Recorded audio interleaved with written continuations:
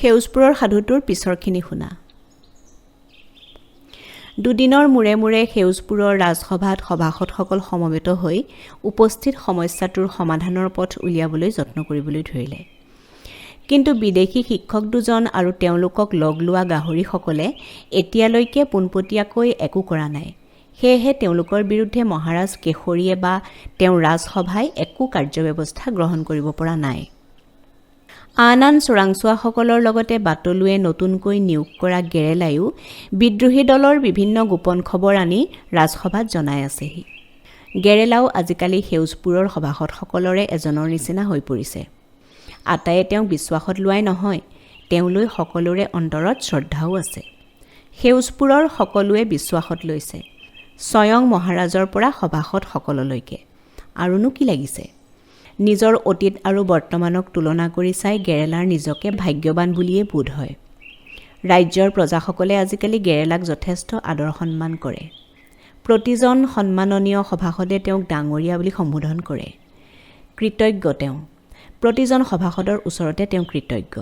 আৰু মহাৰাজ কেশৰী? মহাৰাজ যেন এজন ৰজা নহয়, যেন এজন খুব মৰমীয়াল আৰু দায়িত্ববোধেৰে জ্ঞানী পিতৃহে। আজিও মহাৰাজ কেশৰীৰ বাসস্থলীত সভাখন বহিল। আজি কিবা এটা সিদ্ধান্ত গ্ৰহণ কৰাৰ কথা আছে, সেয়েহে আটায়ে আজি কিছু উত্তেজিত হৈ আছে। সেনাপতি হিতৰামৰ মনত উত্তেজনা অলপ বেছিয়েই, ক'বতো নোৱাৰি। মহাৰাজে যদি বিদেশী মাষ্টৰ দুটাক বখলিয়াই চিৰাচিৰি কৰি পেলাবলৈ আদেশ দিয়ে, তেনেহ'লেতো সমস্ত দায়িত্ব মোৰ ওপৰতে পৰিবহি, ভাবি আছে হিতৰামে। তেনে কিবা এটা হোৱাটো মনে প্ৰাণে কামনাও কৰি আছে তেওঁ। গুৰুগম্ভীৰ মাতেৰে মহাৰাজ কেশৰীয়ে আৰম্ভ কৰিলে। সভাসদসকল, আপোনালোকে কিবা নতুন খবৰ পাইছে নেকি? গেৰেলা মহাশয়? তেনেকুৱা নতুন খবৰ একো নাই মহাৰাজ। সিহঁত সেউজপুৰখন গাহৰি ৰাজ্য কৰি তুলিবলৈ দৃঢ় প্ৰতিজ্ঞ। বিদেশী পোছাক পিন্ধি পিছঠেঙৰ ওপৰত থিয় হৈ বিদেশী মাষ্টৰশালৰ পৰা সিহঁত মখাই এতিয়া ৰাজ্য শাসনৰ কথা শিকিছে হেনো। অৱশ্যে গাহৰিৰ উপৰি আন প্ৰাণীও দুই একক সিহঁতে হাত কৰিছে। গেৰেলাৰ কথা শুনি হুমুনিয়াহ এটা চাৰি মহাৰাজ চিন্তিত হৈ পৰিল। তেওঁক খুব হতাশ হৈ পৰা যেন দেখা গ'ল। হঠাতে তেওঁৰ বাটলুলৈ মনত পৰিল। বাটলু কলৈ গ'ল? সি সভালৈ অহা নাই যে? কালিও তাক এবাৰো লগ নাপালোঁ। কিবা কথাত খুব চিন্তিত হৈ পৰিলে মহাৰাজক পাতলীয়া ধৰণৰ কথা একোষাৰকৈ নাইবা সমস্যাৰ সমাধান উলিয়াই বাটলুৱে সদায়ে চিন্তামুক্ত কৰি আহিছে। সেইবাবে হয়তো এই সময়ত তেওঁ বাটলুলৈ মনত পৰিল। মহাৰাজ, বাটলু মহাশয় অলপ অসুস্থ, গেৰেলাই ক'লে। অসুস্থ? কি হৈছে তাৰ? মহাৰাজ যেন পূৰ্বতকৈও অধিক চিন্তাত পৰিল। তেওঁ আকৌ নিজকে কোৱা দি ক'লে, সি অসুস্থ হোৱা মোৰ মনত নপৰে দেখোন। হয় মহাৰাজ, তেওঁ এনেই ৰাজসভালৈ নহাকৈ নাথাকে। নিশ্চয় তেওঁৰ গুৰুতৰ কিবা অসুখ বিসুখ হৈছে। সেইবুলি আপুনি অলপো চিন্তা নকৰিব মহাৰাজ। মই ইতিমধ্যে তেওঁৰ খবৰ ল'বলৈ বুলি চটচটিক পঠাইছোৱেই। পাৰিলে তেওঁক এবাৰ আহিবলৈকো অনুৰোধ জনাবলৈ কৈ পঠাইছোঁ। সেনাপতি হিতৰামৰ কথাষাৰেও মহাৰাজৰ মনটো ভাল লগাব নোৱাৰিলে। আনৰ অনিষ্ট হোৱাটোও নিবিচাৰে তেওঁ। কিন্তু বাটলুৰ কিবা এটা হোৱাটো তেওঁৰ নিজৰ অৰ্থন্তৰতকৈও বেছি দুখৰ বিষয় বুলি ভাবে। ৰাজ্যৰ চেপা পৰিস্থিতিয়ে আটাইৰে মনত হাঁহি আনন্দখিনি শুহি শুহি নোহোৱা কৰিছে। কেওফালে কেৱল নীৰৱতা। মানসিকভাৱে অস্থিৰ হৈ থকা বাবেই নেকি মহাৰাজ কেশৰীকো যোৱা কেইদিনমানতে শাৰীৰিকভাৱে বৰ দুৰ্বল হৈ পৰা যেন লাগিছে। খোৱা বোৱা জিৰণি একোৰে ঠিকনা নোহোৱা হৈছে মহাৰাজৰ। সেয়েহে সেনাপতি হিতৰামে নিজে মহাৰাজৰ খাদ্য সম্ভাৰৰ ব্যৱস্থা কৰিছে। পিতাকৰ মৃত্যুৰ পাছত মহাৰাজ কেশৰীয়েই হিতৰামৰ অভিভাৱক। সি হিটলাৰ নামৰ গুৰুগোসাঁই নমনা গুণ্ডা এটাৰ পৰা হিতৰাম হোৱাৰ আঁৰতটো মহাৰাজৰ বৰঙণিয়ে আটাইতকৈ বেছি। তদুপৰি যোৱা বছৰ যেতিয়া অহিংস নীতি পালন কৰিবলৈ ওলাই হিতৰাম হাড়ে চালে লগা অৱস্থা হৈ মৰিবলৈ ওলাইছিল, তেতিয়াও মহাৰাজেইহে তাক বুজাই বঢ়াই শিপুৰিলৈ যোৱাৰ পৰা ৰক্ষা কৰিছিল। সেই কথা মনত পৰিলে আজিকালি হিতৰামৰ নিজৰ মূৰ্খামিৰ কথা ভাবি হাঁহিহে উঠে। মাংসাহাৰী জীৱ হৈও কোনো প্ৰাণীকে হত্যা নকৰোঁ বুলি ঘাঁহ বন খাই জীয়াই থাকিম বুলি ভবাটো কি যে মূৰ্খামি আছিল। হঠাতে হুলস্থুল কৰি চটচটি পালেহি। ভাৱনাত জ্যোতি পৰিল হিতৰামৰ। এইজনীয়েও বৰ হুলস্থুল কৰে অ', ভাবি চটচটিৰ ফালে পেন্দুৱাকৈ চালেহি। এখোজ দুখোজকৈ বাটলু আহি পালেহি। তাক দেখি সকলো আচৰিত হ'ল। তজবজীয়া বাটলুটো তেনেই দুৰ্বল আৰু বিমৰ্ষ দেখোন। কি হৈছে তাৰ? তোক বৰ দুৰ্বল যেন দেখিছোঁ বাটুলো। কি হৈছে তোৰ? ইমান ৰুগীয়াগাৰে কেলেইনো আহিলি? চেহ, মিছাতে তোক কষ্টহে দিয়া হ'ল। মহাৰাজৰ কথাত অপৰাধবোধ ফুটি উঠিল। মোক ক্ষমা কৰিব মহাৰাজ, মই নিজৰ দায়িত্ব পালন কৰিব নোৱাৰি ক্ষমা প্ৰাৰ্থনা কৰিছোঁ, সেহাই ফোপাই কোনোমতে ক'লে বাটুলুৱে। হেৰ' বোপাই, ক্ষমা চ্যমাবোৰ থ, তোৰ হৈছে কি সেইটো ক।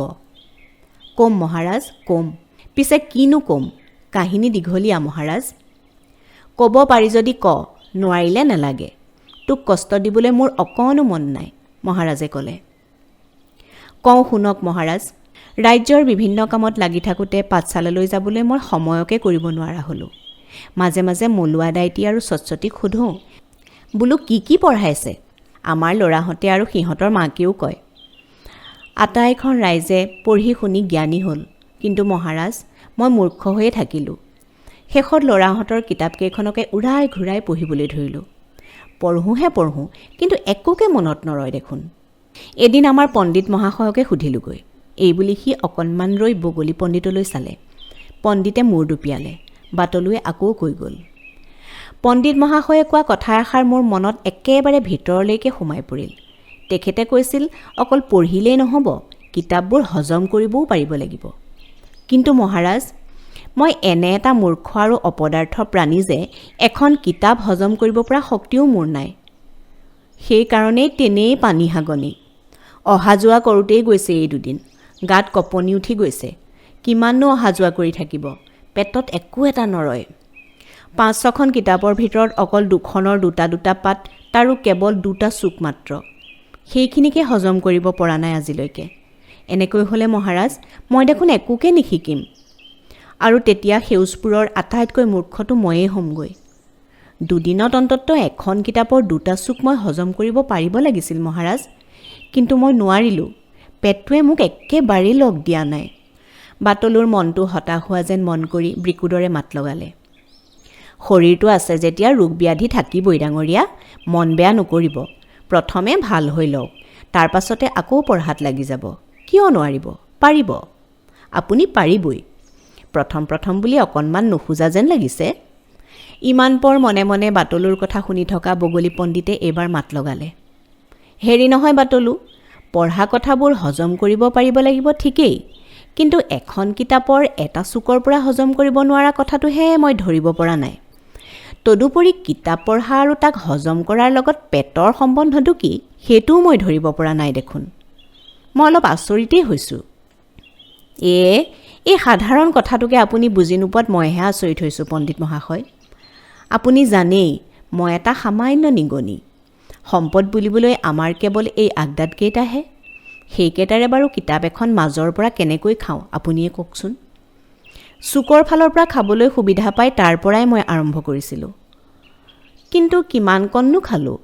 এই অকামিলা পেটটোৰ কাৰণে সেইকণো মই হজম কৰিব নোৱাৰিলোঁ। পেটটোত তেনেই দবা বজা দি বাজিছে, একেবাৰে ধাৰিয়ে পাতিয়ে গৈছে, কৈছোঁ নহয়। বাটলুৰ কথা শুনি আটাইয়ে আৰ চকুৰে ইজনে সিজনলৈ চাই মুখ টিপি টিপি হাঁহিবলৈ ধৰিলে। বাটলুৱে দীঘল হুমুনিয়াহ এটা কাঢ়ি ক'লে, মোৰ একোৱেই নহ'বগৈ আৰু। মূৰ্খ হৈয়ে উপজিছিলোঁ, এতিয়া মূৰ্খ হৈয়ে মৰিবগৈও লাগিব। হেৰ' অকৰাটো, কিতাপৰ কথাবোৰ জানো খাই হজম কৰিব পাৰি? তইনো বগলী পণ্ডিতক কেনেকৈ হজম কৰিব লাগে ভালকৈ সুধি নললি কেলেই? মিছাতে তোৰ কষ্টখন হ'ল। মহাৰাজে নকৈ নোৱাৰিলে। বাটলুৱে প্ৰশ্নবোধক দৃষ্টিৰে এবাৰ মহাৰাজলৈ, আনবাৰ বগলী পণ্ডিতলৈ চাবলৈ ধৰিলে। পণ্ডিতে বাটলুৰ চকুলৈ পোনাই চাই ক'বলৈ ধৰিলে, কিতাপৰ কথাবোৰ খাই হজম কৰিব পৰা বস্তু নহয়। কিতাপখনৰ মানে পাত একুখিলা খাই একো লাভ নহয়। মই কিন্তু তাত লিখি থোৱা কথাবোৰহে চিন্তা কৰি মগজত হজম কৰাৰ কথা কৈছিলোঁ। সেইবোৰ হজম কৰিব লাগিব পঢ়াৰ যোগেদি, বাৰে বাৰে আওৰোৱাৰ যোগেদিহে। কথাবোৰ বুজিব লাগিব, মগজুত একেবাৰে সুমুৱাই নিজৰ কৰি ল'ব লাগিব। তাকহে মই হজম কৰা বুলি কৈছিলোঁ।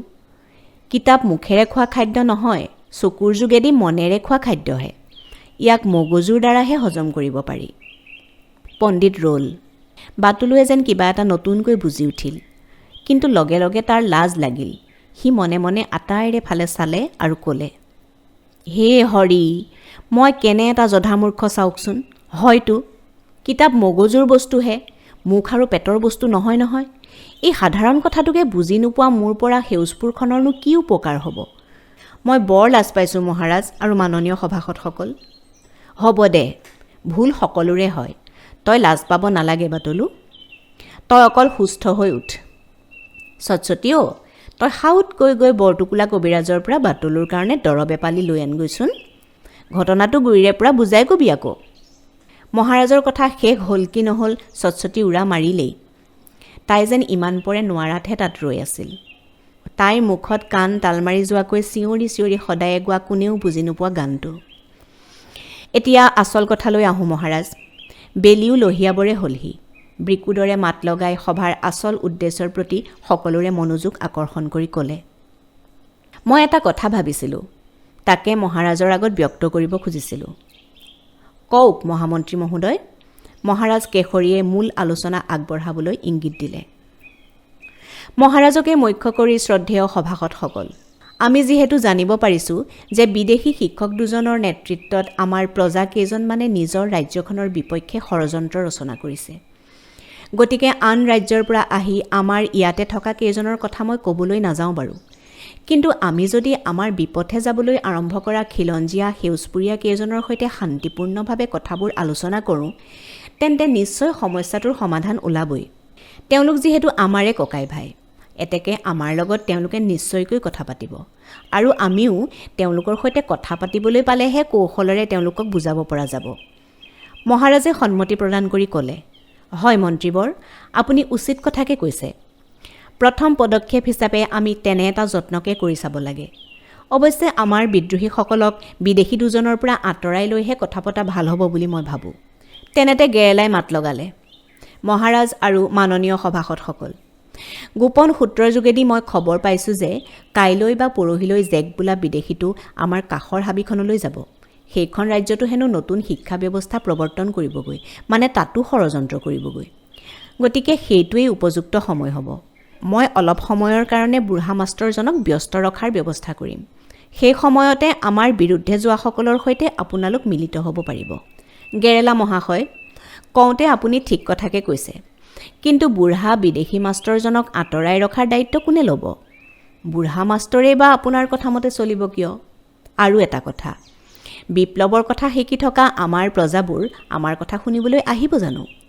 সেনাপতি হিতৰামে উনুকিয়ালে। সকলো সভাসদ চিন্তাত পৰিল। অলপ সময় ৰৈ মহাৰাজে ক'লে, বাটলু, তই দেখোন এষাৰো কোৱা নাই, কচোন কিবা এষাৰ। মহাৰাজ, মই চিন্তাহে কৰি আছোঁ, কিন্তু সেনাপতি ডাঙৰীয়াই চিন্তা কৰিব নালাগে বুলিয়েই মই ভাবোঁ। কাৰণ আমাৰ গেৰেলা মহাশয় অতি চতুৰ লোক। তেখেতে বিপ্লৱীৰ দলত ইতিমধ্যে আমাৰ বিশ্বাসী ব্যক্তি কেইবাজনকো সুমুৱাই ৰাখিছে। কেনেকৈ কাক ৰাখিছে আপোনালোকে অনুগ্ৰহ কৰি মোক নুসুধিব। তেখেতে কয় যদি ক'ব বাৰু, কিন্তু পৰিকল্পনা মতেই কামবোৰ হ'ব বুলি মোৰ এটা বিশ্বাস আছে। বাটলুৰ কথা শেষ হোৱাৰ লগে লগে গেৰেলাই হিতৰামৰ ফালে চাই মাত লগালে, হয় মহাৰাজ। মহামাৰীৰ কবলত পৰা মোৰ পুৰণি ৰাজ্যখনৰ পৰা মোৰ লগত অহা জীৱকেইটিৰ ভিতৰত কেইবাজনেও মোক শ্ৰদ্ধা কৰে, মৰম কৰে। তদুপৰি তেওঁলোকেও সেউজপুৰৰ মৰমৰ ধাৰ খুজিবলৈ সুবিধা বিচাৰি আছে। মই কথাটো জানিছিলোঁ। সেইকাৰণে তেওঁলোককে বিদেশীৰ শিবিৰত সুমুৱাই ডাঁৰৰ বাতৰি ডাঁৰে পোৱাৰ ব্যৱস্থা এটা কৰিবলৈ সক্ষম হ'লোঁ। কোনোবা এজনে নহয় এজনে আমাৰ হৈ অনবৰতে কাম কৰি আছে মহাৰাজ। অৱশ্যে মই কিবা ভুল কৰিছোঁ যদি তাৰ কাৰণে ক্ষমা প্ৰাৰ্থনা কৰিছোঁ। বাহ মহাশয়, আপোনাৰ বুদ্ধিক প্ৰশংসা নকৰি নোৱাৰোঁ। বঢ়িয়া বঢ়িয়া। এনেকুৱা প্ৰজা যিখন ৰাজ্যত থাকে তাত মোৰ নিচিনা ৰজা নহ'লেও হয়, কেশৰীয়ে আনন্দ মনেৰে ক'লে। তেওঁ মানসিকভাৱে আগতকৈ সাহসী হৈ উঠিল। আটাইয়ে কথাটো লক্ষ্য কৰিলে আৰু সন্তোষ পালে। এতিয়া পিছে বিদ্ৰোহীৰ শিবিৰত গৈ আমাৰ প্ৰজাসকলক আলোচনাৰ বাবে মান্তি কৰাবগৈ কোনে? যি এইটো কাম কৰিব সেইজন অতিকে চতুৰ হ'ব লাগিব। সাৱধানটো হ'বই লাগিব। বগলী পণ্ডিতৰ কথাষাৰত মহাৰাজে মিহিকৈ হাঁহি এটা মাৰি বাটলুৰ ফালে চালে আৰু ক'লে, এইটো কাম আমাৰ বাটলুৰ বাহিৰে কোনেনো কৰিব পাৰিব? বাটলুৰ বাহিৰে এইটো কামৰ বাবে আন কোনো উপযুক্ত লোক আমাৰ মাজত নাই। ময়ো নোৱাৰোঁ। আটাইৰে চকুমুখত সন্মতিসূচক ভাৱ প্ৰকাশ পালে। মহাৰাজে কৈ গ'ল, বাটলু, গাটো সোনকালে ভাল কৰ। আজি ৰাতিটোৰ ভিতৰতে তই সুস্থ হ। তোৰে দায়িত্ব সকলোতকৈ বেছি। সদায়ে তোৰ ওপৰতে মহাভাৰখন পৰেগৈ। বুকুৰ কুটুমে যেতিয়া শত্ৰুতা আচৰণ কৰিবলৈ লয় তেতিয়া পৰিণতি ভয়ংকৰো হ'ব পাৰে। তদুপৰি মনৰ দুখখিনি থাকেই। আমাৰো একে অৱস্থা। তোৰ ওপৰত মোৰ বিশ্বাস আছে, তই আটাইকে বুজাই বঢ়াই আনিব পাৰিবি। তই এটা কাম কৰিবি, তোৰ পচন্দমতে আৰু দুজনমানক লগত লৈ যাবি। হ'ব মহাৰাজ, আপুনি চিন্তাই নকৰিব। মোৰ প্ৰতি থকা আপোনাৰ বিশ্বাসত মই কাহানিও অপমান হ'বলৈ দিয়া নাই আৰু নিদিওঁ। মই আন এটা কথাহে ভাবি আছোঁ মহাৰাজ। বুঢ়া মাষ্টৰটোক দেখোন সেইদিনা জোৰণি পাৰৰ ফালে ফুৰাবলৈকে লৈ যাব পাৰি। নে কি কয় গেৰেলা মহোদয়? মহাৰাজে বাটলুলৈ আচৰিত হৈ চালে আৰু ভাবিলে, ই দেখাতহে ক্ষুদ্মান, ইয়াৰ মগজুটো আমাৰবোৰতকৈ বেছি চোকা দেখোন। তেওঁ বাটলুৰ প্ৰতি মৰমতে পমি যাওঁ যেন হ'ল। লগে লগে তেওঁ সেনাপতিলৈ চাই কঠোৰভাৱে ক'লে, আৰু সেনাপতি, বাটলু যাওঁতে নিৰাপদ দূৰত্বত আপুনি আপোনাৰ বাঘ সেনাৰ দলটোক লৈ অতিথিশালা ঘেৰাও কৰি ৰাখিব। কিবা অপ্ৰীতিকৰ ঘটা যেন দেখিলেই আপুনি বাঘ সেনাসকলক আক্ৰমণ কৰিবলৈ লগাই দিব। এটাও বিদ্ৰোহী যেন জীৱিত অৱস্থাত নাথাকে। মহাৰাজৰ কথা শেষ হোৱাৰ লগে লগে বাটলুৱে ব্যস্তভাৱে ক'লে, মহাৰাজ, সেইবোৰৰ দৰকাৰেই নহয়। আপোনালোকৰ আশীৰ্বাদত মই এই সামান্য কামটো সুচাৰুৰূপে কৰিব পাৰিম চাব। আপোনালোকে মোৰ ওপৰত যিমান বিশ্বাস দেখুৱাইছে সিমান বিশ্বাস মোৰো আমাৰ বিদ্ৰোহীসকলৰ ওপৰত আছে। আমি একেখন ৰাজ্যৰে প্ৰজা, তেওঁলোকক মই হাড়ে হিমজুৱে চিনি পাওঁ। আটাইবোৰ খুব ভাল লোক। কেৱল কিবা এটা মোহ নাইবা আন চলাহীত সাময়িকভাৱে তেওঁলোক ভুল গৈছে। ভালকৈ বুজালেই সকলো আগৰ দৰে হৈ পৰিব। তেনেহ'লেই সকলোৰে কাৰণে ভাল, মহাৰাজে ক'লে। তেখেতক খুব ভাগৰুৱা যেন দেখা গ'ল। সেয়ে মহামন্ত্ৰী ব্ৰিকুদৰে ক'লে, মহাৰাজ, আজিৰ সভা ইমানতে শেষ কৰোঁ নেকি? আপুনিও বহুদিন জিৰণি লোৱা নাই। আপুনি সমস্যা আধা এধি শেষ হোৱা বুলিয়েই ধৰক। আজিৰ ৰাতিটো নিশ্চিন্ত হৈ শুৱক। আমাৰ ৰাজ্যখনৰ কাৰণেই আপুনি সুস্থ হৈ থকাটো জৰুৰী। আমি আজিলৈ উঠোঁ মহাৰাজ। মহাৰাজ থিয় হ'ল। লগে লগে সভাসদ সকলো এজন এজনকৈ মহাৰাজক সম্ভাষণ জনাই ঘৰমুৱা হ'ল। মহাৰাজ বাটলুৰ ওচৰ চাপি অহা দেখি সি ৰৈ দিলে। তেওঁ মুখখন তাৰ ওচৰ চপাই মাটিত লগাই সৰুকৈ ক'লে, উঠ। এইটো ইংগিত বাটলুৱে খুব ভালকৈ বুজি পায়। সি অকণো পলম নকৰাকৈ মহাৰাজৰ নাকেদি বগাই গৈ ডিঙিৰ কেশৰখিনিৰ মাজত সোমাই পৰিল। সি উপলব্ধি কৰিলে কিমান দিন যে এইকণ সুখৰ পৰা বঞ্চিত হৈ আছিল। কিমান দিন যে সি মহাৰাজৰ গাৰ ল'বলৈ পোৱা নাই। ব'ল, তোক মই তোৰ ঘৰত থৈ আহোঁগৈ। তোৰ গাটোও বেয়া হৈ আছে নহয়। মহাৰাজে মৰমেৰে কোৱা কথাষাৰ শুনি আবেগত বাটলুৰ চকুপানী ওলাই আহিল। কিমান মৰমীয়াল হ'লে এজন ৰজাই সামান্য নিগনি এটাৰ প্ৰতি এনে আচৰণ কৰিব পাৰে, ভাবিলে বাটলুৱে। বাটলুৰ ঘৰ অভিমুখে কেশৰী মহাৰাজে খোজ ল'লে। পৰম নিৰাপত্তাৰ আৱেশত বাটলুৰ চকুহাল মুঠ খাই আহিল।